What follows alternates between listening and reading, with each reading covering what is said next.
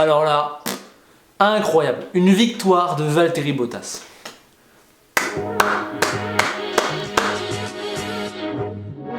Bonjour à tous et bienvenue dans le Déprix du Grand Prix de Russie, un Grand Prix remporté par Valtteri Bottas, enfin sa deuxième victoire de la saison et on va débriefer tout ça. Valtteri Bottas a donc gagné le Grand Prix de Russie et pourtant j'ai longtemps pensé qu'il allait nous décevoir et qu'il allait faire comme d'habitude, premier en essai libre, deuxième en qualification, deuxième en course. Mais en fait il n'a pas fait deuxième en qualification puisqu'il a fait troisième, il a pris 2 fois 7 dixièmes par Hamilton, ça fait très mal, à moins qu'il ne l'ait fait exprès car il y a une statistique qui dit que lors des 6 Grands Prix de Russie, une seule fois, le poleman s'est retrouvé en tête à la fin du premier tour et les 5 autres fois, c'était l'homme qui était troisième au départ. Pas bête, le Valtteri. Bref, il s'est totalement raté en qualif, mais il a fait le boulot au départ, il a repassé Verstappen, il était à ça de repasser Hamilton, il est pris un peu large au deuxième virage, il a dû couper et laisser repasser Lewis, mais c'était pas mal. Et ensuite, il a profité des malheurs d'Hamilton pour hériter de la tête de la course et pour la garder, car il a toujours eu un gap de 10 secondes sur Verstappen, il n'a jamais été inquiété.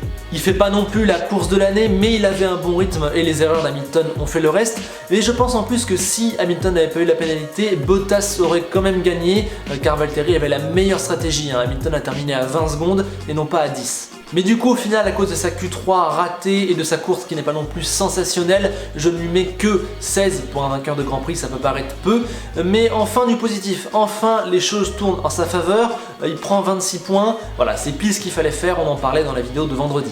Dernier point, je n'ai pas du tout aimé sa radio après la course où il dit une nouvelle fois, pour ceux que ça concerne, allez bip bip. On avait la sensation qu'il avait réalisé un exploit alors qu'il a juste roulé tout droit pendant 2 heures et qu'Hamilton a pris 10 secondes. Enfin je sais pas, bon, ça donne l'impression que c'est un mec genre qui rate 10 face à face au foot et le jour où il met un penalty, il va faire des doigts d'honneur à la tribune, enfin bon. Je trouvais ça un peu bizarre, j'ai l'impression qu'il se sent persécuté ou qu'il croit qu'il joue contre des forces maléfiques. Bon, je trouve ça bizarre, j'ai pas aimé. Mais venons-en à Lewis Hamilton qui était le point chaud du week-end. Déjà commençons par le positif, sa qualif qui est vraiment magnifique, ses 2 temps de Q3 sont tout simplement inatteignables par n'importe qui d'autre sur le reste du plateau. Après, faut pas trop en faire sur sa Q2, je sais qu'en plus ça va être monté en épingle par Netflix. Hamilton s'échappe de la Q2, il a réussi, faut pas en faire trop.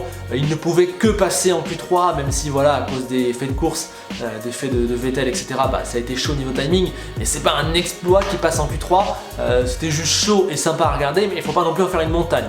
Et là on s'est tous dit, ok Schumacher, bye bye, c'est ce week-end qu'Hamilton inégalise, voilà, il partait pour la 91e victoire, et puis il a décidé de remettre du suspense tout seul, puisque 1 heure avant la course, dans le tour de mise en grille, pas le tour de chauffe, le tour de mise en grille, il a fait une erreur totalement idiote, puisqu'il a décidé de faire sa procédure de départ à la sortie de la ligne des stands et non pas à l'endroit qui est réservé, c'est-à-dire pile dans les stands. Pour être plus précis, il demande d'abord à son stand s'il peut effectuer sa procédure de départ un peu plus loin.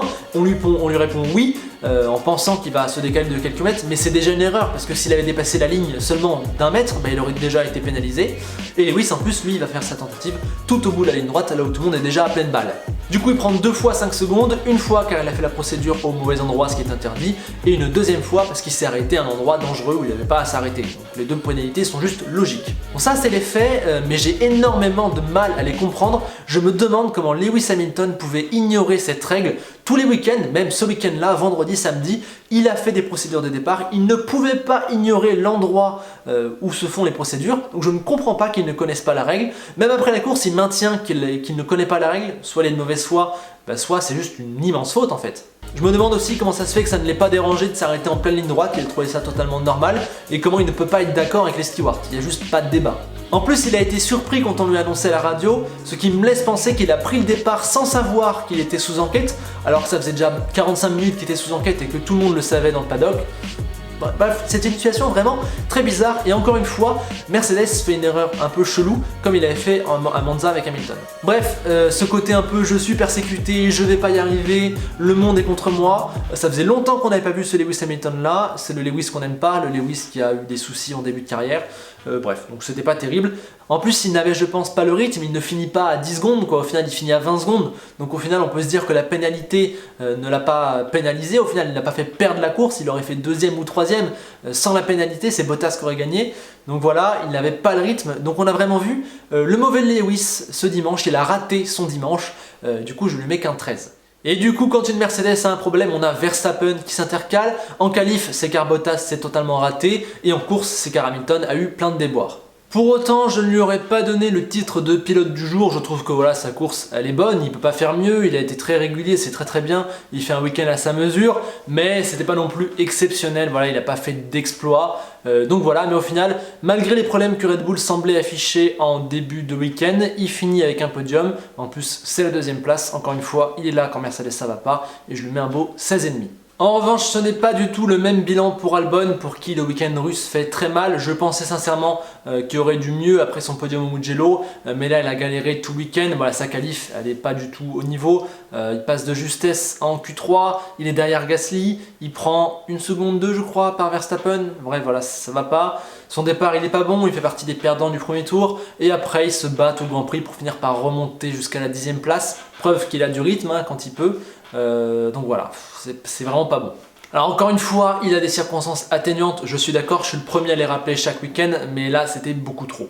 Il n'arrive pas à contrôler, à être à l'aise dans sa Red Bull, ça se voit sur les on-board, et Red Bull a toujours ce même problème d'adaptation entre la voiture et le deuxième pilote, comme il y avait avec Gasly. C'est incroyable qu'au bout de 2 ans bientôt, ce problème soit toujours au même point. Mais bon, Albon, je vais pas non plus le sauver grâce à ça, et je lui mets un 8, la pire note du week-end. Passons à Perez qui est pour moi non seulement le pilote du jour mais aussi le pilote du week-end. Voilà, c'était vraiment très bon, je lui ai mis 17,5, soit la meilleure note. 4e en qualif, 4e en course, domine largement Stroll. Voilà, c'était vraiment du très grand Perez.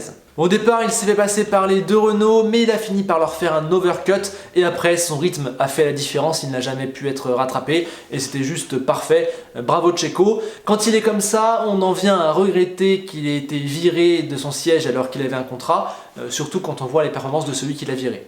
On y reviendra après.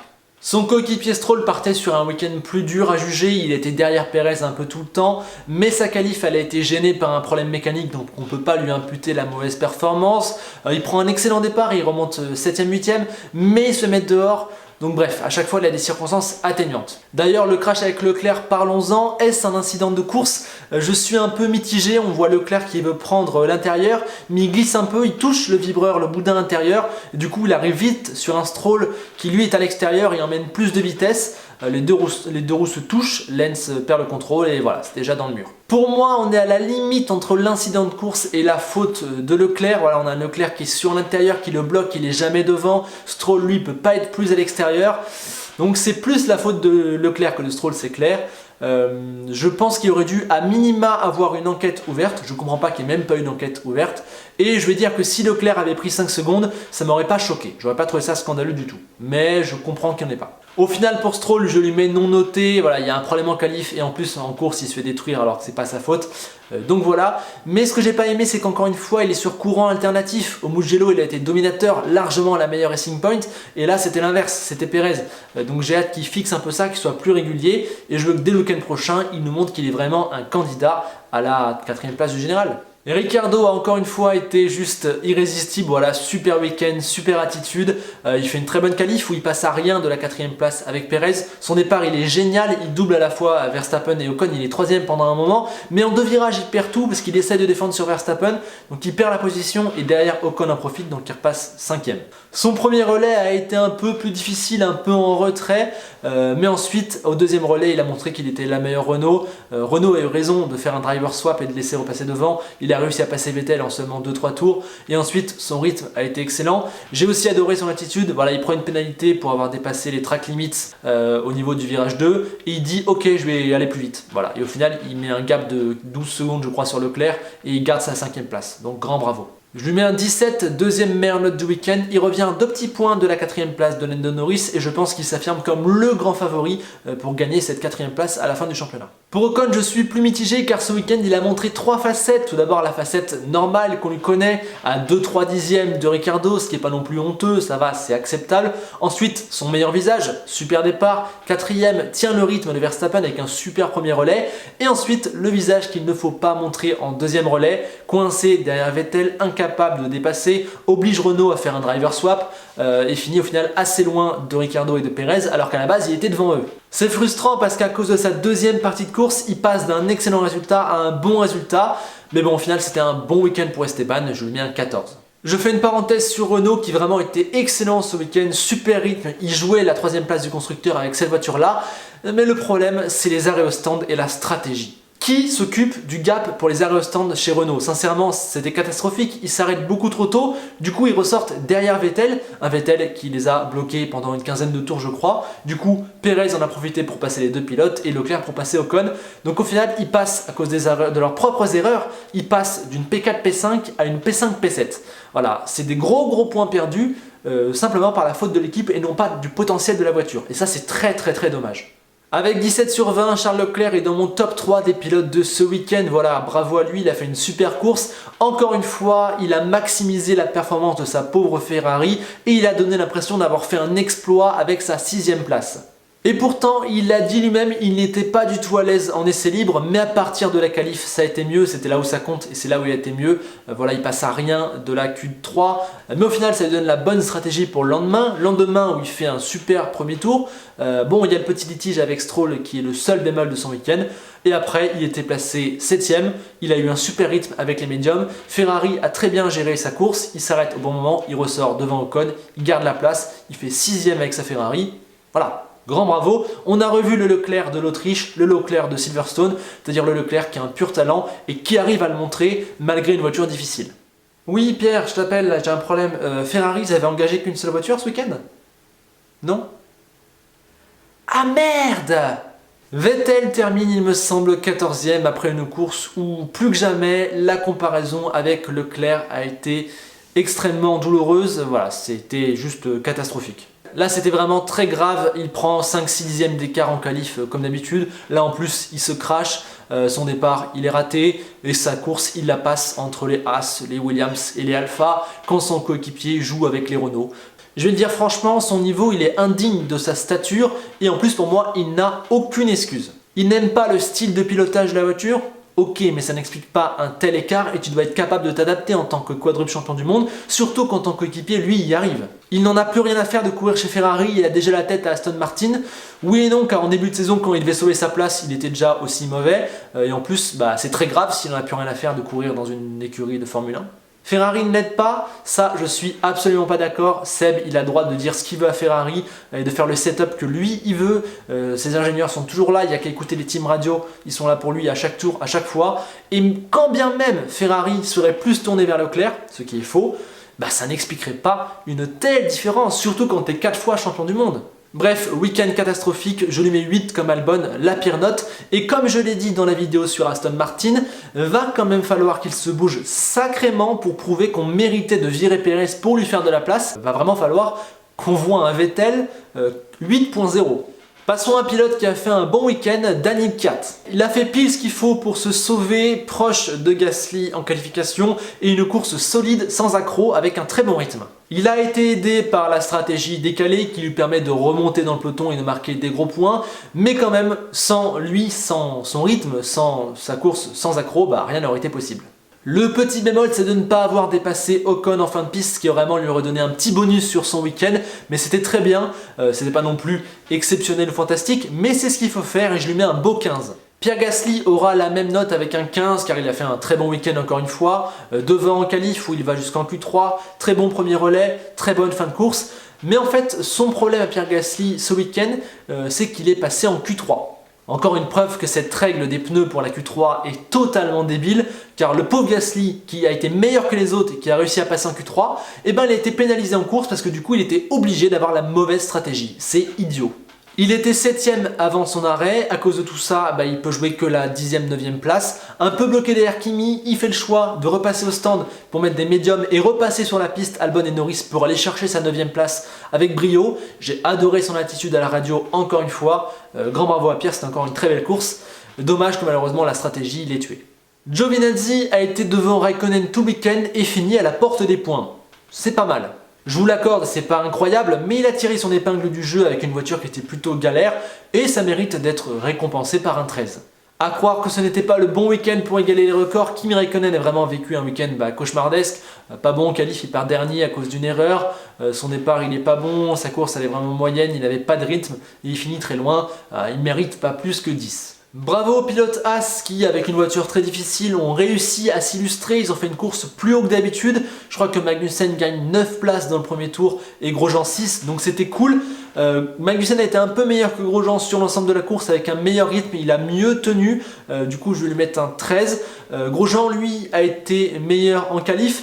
Malheureusement à sa fin de course elle est vraiment galère, il a commencé un peu à dégringoler et à faire quelques erreurs, je lui mets que 12 car je pense que les flèches en polystyrène se souviennent de lui.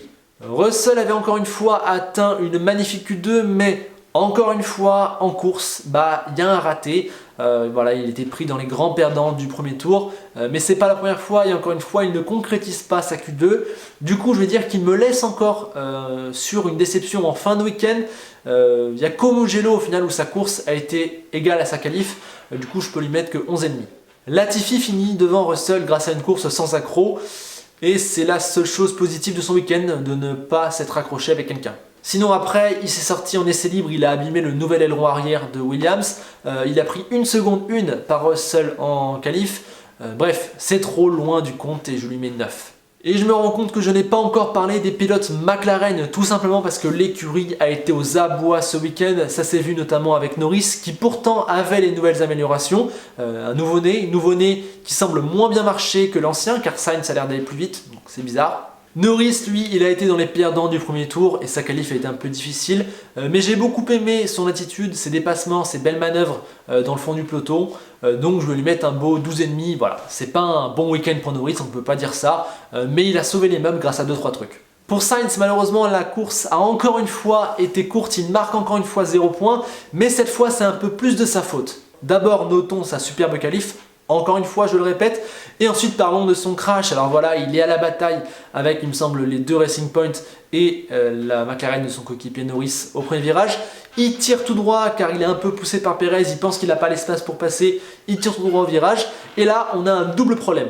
Premier problème, il ne veut pas perdre de temps. Du coup, il va super vite. Deuxième problème, l'échappatoire, il est très mal fait.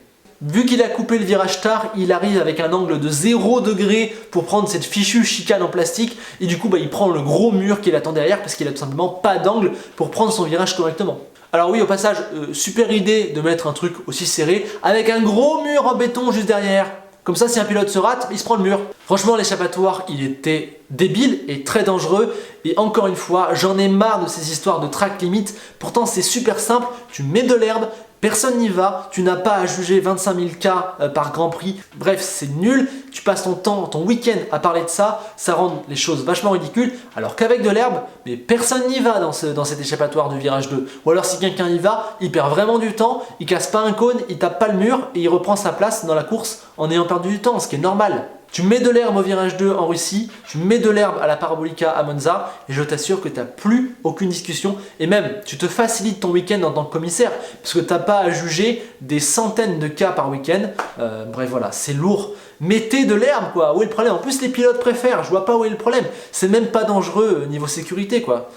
Ça me dépasse. Bref, revenons à Sainz, dommage que sa course soit arrêtée si tôt, mais cette fois c'est quand même un peu de sa faute, il aurait dû élargir, voilà, donc je lui mets que 11,5-12.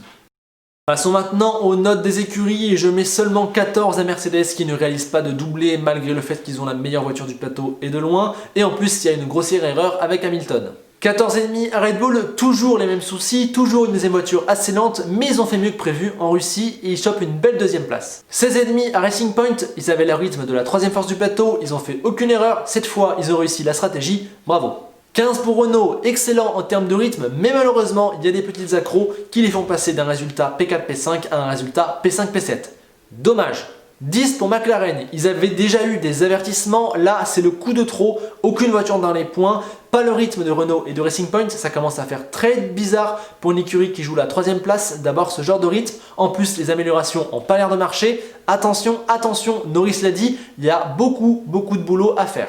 12 pour Ferrari, chez qui on a vu du mieux. Avant, il ne jouait pas le top 10. Là, Leclerc peut le jouer à la régulière. En plus, encore une fois, on le signale jamais, mais encore une fois, c'est eux qui avaient la meilleure stratégie. Ils ont fait une gestion de course parfaite. Ils marquent des points avec une voiture moyenne. C'est bien. 9 pour Alpha qui m'a semblé en légère régression ce week-end, c'est dommage. 9 aussi à Williams qui, grâce à Russell, performe en qualif, mais qui, une nouvelle fois en course, a montré qu'elle était la pire équipe du plateau. Allez, un petit 11 pour As qui a fait un week-end qui est allé en progression, c'était pas mal, et qui s'est un peu détaché d'Alpha et de As. Faisons désormais un point sur le classement où l'écart n'est plus que de 44 points en tête entre Hamilton et Bottas. Le championnat est-il relancé? Tout le monde se le demande. Non, personne. Verstappen, lui, pointe à 33 longueurs de Bottas, quand derrière c'est très serré. Ricciardo est totalement remonté sur un Norris et Albon qui ont été freinés ce week-end. Belle opération de Leclerc et Perez aussi qui remonte. Gasly marque des petits points en queue de top 10. Derrière lui, Sainz ne marque toujours pas de points. Ocon le rattrape un peu. Kat remonte sur Vettel et pas d'infos après. Côté équipe, numéro 1, numéro 2, c'est joué, c'est extrêmement serré à la 3ème place, c'est vraiment magnifique. 7 points entre McLaren 3ème et Renault 5ème, au milieu il y a Racing Point. Ferrari marque 2 petits points de plus que AlphaTauri, c'est pas mal, et derrière, pas de changement. Je termine en donnant ma note pour cette course, je mets un 12 sur 20. La première partie a été plutôt cool à regarder, il y avait l'histoire de la pénalité d'Hamilton qui rajoutait du suspense, il y a eu des incidents au premier virage, il y a eu des pilotes qui étaient en fond de grille qui ont fait des remontées, il y a eu des stratégies décalées donc c'était cool, mais une fois que tout ça a pris fin, c'est-à-dire vers le 25e tour, la mi-course, eh ben il s'est plus rien passé, c'était nul, C'est dû à une piste qui ne dégrade pas assez les pneus pour nous offrir des stratégies et des dégradations qui font qu'il y a du suspense et des dépassements et des coups tentés. Voilà, c'était un arrêt pour tout le monde et basta. Et c'est dû aussi à un tracé qui est assez nul. Voilà, c'est long secteur sinueux, c'est virage à 90 degrés qui empêchent les pilotes de trop se suivre. Il n'y a que 2 zones de dépassement. Au DRS, bon voilà, c'est pas top. Voilà, concrètement, je pense que peu de monde aime ce circuit, à part le virage 3, ce long gauche du virage 3 et le virage 14 en appui et en dévers, il n'y a pas grand chose à tirer de ce circuit. En plus, je trouve qu'il paraît hyper fade, hyper pâle, il y a du béton partout, il y a une impression vachement blanchâtre qui rend les trucs un peu pas beaux, sans âme. Et c'est dommage parce qu'on est quand même dans un super décor, on parle quand même d'un bord de mer et d'un parc olympique et on arrive à nous pondre un truc sans âme, pas intéressant et moche à regarder. C'est dommage. Bref, je pense avoir fait le tour de toutes les choses importantes concernant ce Grand Prix russe. Je t'invite à maintenant donner ton avis dans les commentaires sur tous les points chauds, donner tes notes aussi. Faisons ensemble continuer la discussion dans les commentaires. Si la vidéo t'a plu, n'hésite pas à la liker, à la partager et à activer la cloche pour ne rater aucune des prochaines vidéos qui vont sortir. Et moi, je vais tranquillement conclure cette vidéo. Bien, je vous dis à très bientôt, portez-vous bien d'ici là et n'oubliez pas que si vous voulez franchir la ligne en première position, il vous faut d'abord franchir la ligne. J'y suis arrivé ?